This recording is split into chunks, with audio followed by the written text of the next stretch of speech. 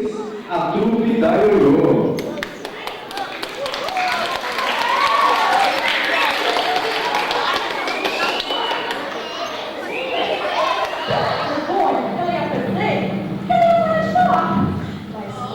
Passou me dar proposta.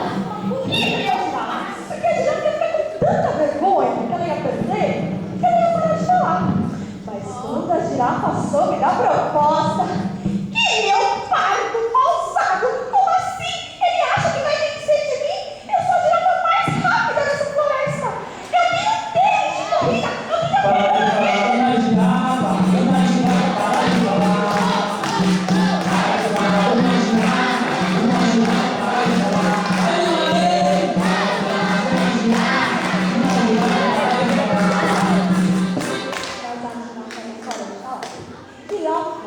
Os dois apostaram correndo. Quando o macaco apitou, os dois saíram correndo. O leopardo de um lado e a girafa do outro. O leopardo já estava lá na frente. Ele falou, putz, agora ganha essa corrida. E a girafa estava bem devagar. Bem devagar. Como o leopardo estava tão feliz correndo, ele resolveu fazer uma careta para ele quando corria. Aí ele foi olhando para trás.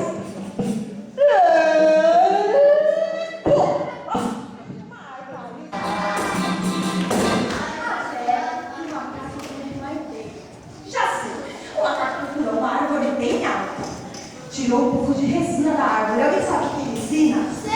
Aquela melequinha que tem na árvore quando a gente tira a casquinha da árvore. Aí o macaco tirou bastante meleca, procurou uma árvore bem grande que a girafa gostava e começou a melecar toda aquela árvore. Daqui a pouco, o macaco se escondeu atrás da árvore. Daqui a pouco veio a girafa, falando como nunca. Ai, como essa floresta é linda!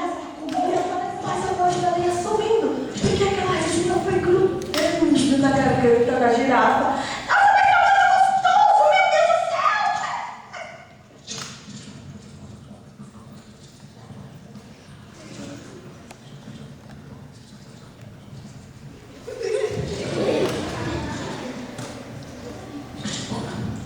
Dizem que desde esse dia a girafa nunca mais falou.